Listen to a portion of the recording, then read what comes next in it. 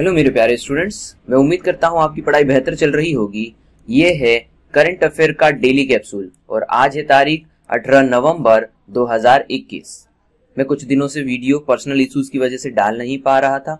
Weekly videos में मैं सारे पॉइंट्स कवर कर लूंगा जिससे आपकी करंट अफेयर की तैयारी में कोई कमी नहीं रहे। नेक्स्ट, मैं आगे आपको अपनी करंट अफेयर स्ट्रेटेजी के बारे में बताऊंगा। पहला क्वेश्चन है, राष्ट्रीय प्रेस दिवस कब मनाया जाता है?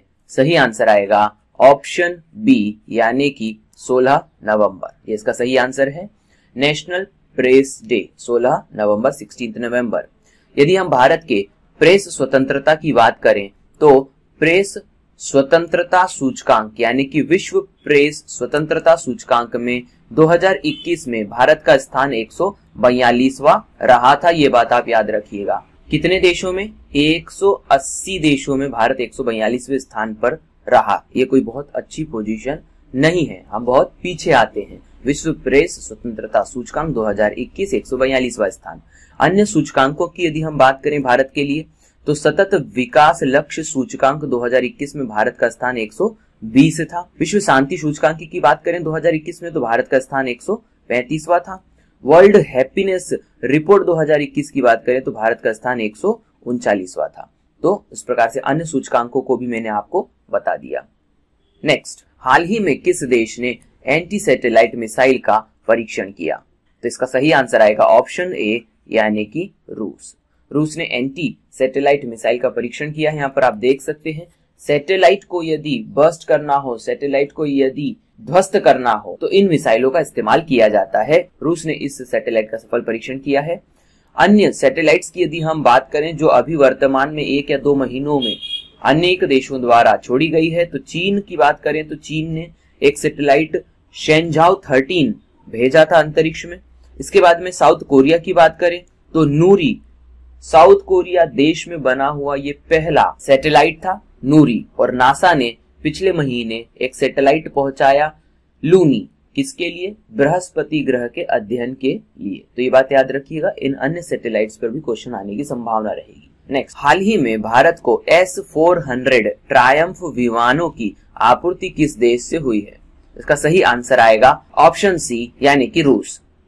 तो यहाँ पर आप देख सकते हैं S-400 ट्रायम्फ। वैसे देखा जाए तो यह 4 प्रकार की मिसाइल होती है। यहाँ पर मैंने विमान लिखा है लेकिन ये विमानों के लिए एक प्रकार की मिसाइल है जो कि 4 प्रकार की होती है जिनकी अलग अलग रेंज होती है और ये रूस से हमने ली है। खास तौर पर चीन के बढ़ते हुए प्रभाव को देखते हुए हमने यह मिसाइलें रूस से ली है। यदि हम रूस की बात करें तो राजधानी है मॉस्को, राष्ट्रपति हैं रूस के व्लादिमीर पुतिन और वहां की मुद्रा है रूबल। ये भी याद रखिएगा, इन पर अतिरिक्त क्वेश्चन आते हैं स्टैटिक के। नेक्स्ट देखिए, मैं अपनी करंट अफेयर स्ट्रेटेजी के बारे में यदि आपको बताऊं तो मैं डेली करंट अफेयर करवाता हूं 10 to 12 मिनट का। इसके बाद में मैं वीकली करंट अफेयर करवाता हूं जिसमें मैं डेली करंट अफेयर का रिवीजन करवाता हूं। साथ ही साथ यदि कोई पॉइंट मेरी नजर से छूट जाते हैं तो मैं उससे वीकली में इंक्लूड कर लेता हूं। इसी के साथ में मंथली करंट अफेयर कंप्लीट करवाता हूं जिसमें कि मैं पीडीएफ अवेलेबल करवाता हूं। इस पीडीएफ में पूरे मंथ के करंट अफेयर इमेजेस और स्टैटिक डेटा के साथ में आते हैं।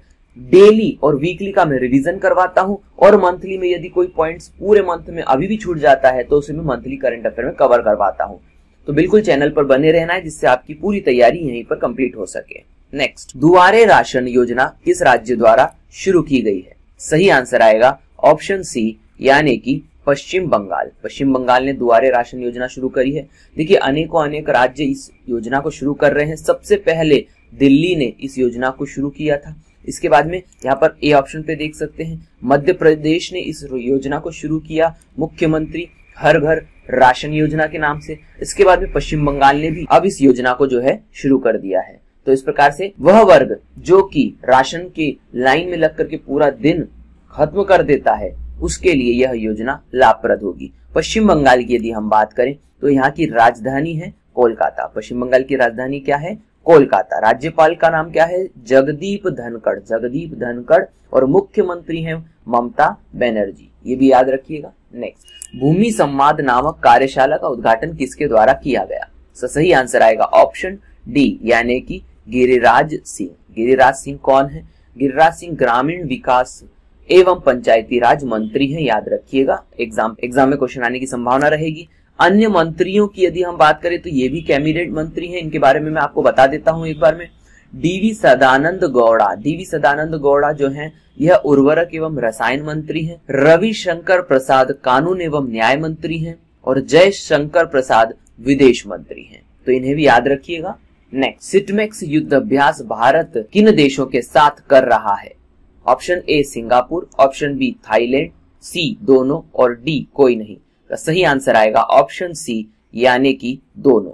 सिंगापुर और थाईलैंड के साथ में भारत मिलकर के सिटमेक्स युद्ध अभ्यास कर रहा है, यहाँ देख सकते हैं आप। अन्य युद्ध अभ्यासों की यदि हम बात करें तो कोंकण शक्ति युद्ध अभ्यास भारत ने ब्रिटेन, ये सभी युद्ध अभ्यास में बता रहा हूं 2021 के अनुसार। कोंकण शक्ति युद्ध अभ्यास भारत और ब्रिटेन के बीच में हुआ। वरुण युद्ध अभ्यास भारत और फ्रांस के बीच में हुआ। अजय वॉरियर युद्ध अभ्यास भारत और यूके के बीच में हुआ। खंजर युद्ध अभ्यास भारत और किर्गिस्तान के बीच में हुआ और वज्र प्रहार युद्ध अभ्यास भारत और जापान के बीच में हुआ। तो इन अन्य युद्ध अभ्यासों पर भी क्वेश्चन आने की संभावना रहेगी। नेक्स्ट, अंतरराष्ट्रीय सहिष्णुता दिवस कब मनाया जाता है? International day for tolerance. सही आंसर आएगा ऑप्शन बी यानी कि 16 नवंबर, 16 नवंबर को ये मनाया जाता है, इंटरनेशनल डे फॉर टॉलरेंस। आजकल दुनिया बहुत खुल चुकी है, लोगों को एक दूसरे की जरूरत है, इसीलिए एक दूसरे के प्रति सहनशीलता बढ़ाने के लिए यह जागरूकता दिवस होता है जो कि यूनाइटेड नेशन द्वारा मनाया जाता है। इसकी शुरुआत कब हुई थी? 1995 में। यूनेस्को मदनजीत सिंह पुरस्कार भी यहाँ पर दिया जाता है इस दिवस के उपलक्ष्य में, याद रखिए। यूनेस्को मदनजीत सिंह पुरस्कार यूनेस्को द्वारा इस दिवस के रूप में मनाया जाता है। नेक्स्ट, फिच रेटिंग एजेंसी द्वारा वित्त वर्ष 2021-22 के लिए भारत के जीडीपी का कितना अनुमान लगाया गया है? तो इसका सही आंसर आएगा ऑप्शन सी यानी कि 8.7%। कब के लिए? 2021-22 के लिए। किस एजेंसी द्वारा? फिच रेटिंग एजेंसी द्वारा। किसके लिए? भारत की जीडीपी के लिए ये अनुमान लगाया गया है। कितना अनुमान लगाया गया है? 8.7। अन्य ऑप्शन की यदि हम बात करें 8.3%, ये भी भारत के लिए जीडीपी का अनुमान लगाया था, लेकिन किसने लगाया था? वर्ल्ड बैंक ने लगाया था, ये याद रखिएगा। 9.5 किसने लगाया था? आईएमएफ ने भारत के लिए वित्त वर्ष 2021 का जीडीपी का अनुमान लगाया है। तो ये तीनों ही ऑप्शन मैंने आपको एक बार रिवाइज करवा दिए हैं। नेक्स्ट, जैसा कि मैं हमेशा कहता हूं, रिवीजन ही सफलता की चाबी है। आप कितना अधिक पढ़ते हैं ये महत्वपूर्ण नहीं है, आप कितना अधिक रिवीजन करते हैं इससे आपकी सफलता निर्धारित होती है। पिछले वीडियो के कुछ क्वेश्चन ले लेते हैं। वाणिज्य मंत्रालय द्वारा जारी लीड्स रिपोर्ट 2021 में कौन सा राज्य शीर्ष पर है? इसका सही आंसर आएगा केरला। लीड्स रिपोर्ट लॉजिस्टिक यानी कि सामान को इधर से उधर ले जाने के आधार पर बनाई जाती है, जिसमें केरल जो है प्रथम स्थान पे था। अंतरिक्ष में चलने स्पेस वॉक करने वाली पहली चीनी महिला कौन बन गई है? सही आंसर आएगा वांग यापिंग। भारत के 71वें ग्रैंड मास्टर बनने का गौरव किसने हासिल किया है? सही आंसर आएगा संकल्प गुप्ता। अगला क्वेश्चन है, राष्ट्रीय कानूनी सेवा दिवस कब मनाया जाता है? सही आंसर आएगा 9 नवंबर। अगला है, ब्रिक वर्क्स रेटिंग एजेंसी द्वारा वित्त वर्ष 2021-22 के लिए भारत के जीडीपी का कितना अनुमान लगाया गया है? सही आंसर आएगा 10.5%। मैं उम्मीद करता हूं सभी प्रश्नों का जवाब आप दे पाए होंगे। पिछली वीडियो में एक क्वेश्चन पूछा था, उसका मैं आपको जवाब बता देता हूं। दुनिया की सबसे मूल्यवान कंपनी कौन बन गई है? इसका सही आंसर आएगा ऑप्शन डी माइक्रोसॉफ्ट। तो यह इसका सही आंसर आएगा। आज का सवाल पूछ लेते हैं।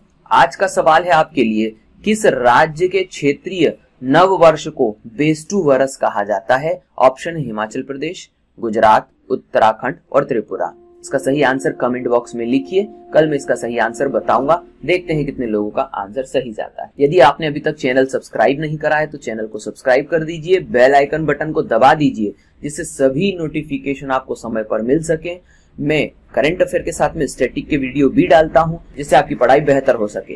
तो see you in the next video. स्वस्थ रहिए, मस्त रहिए।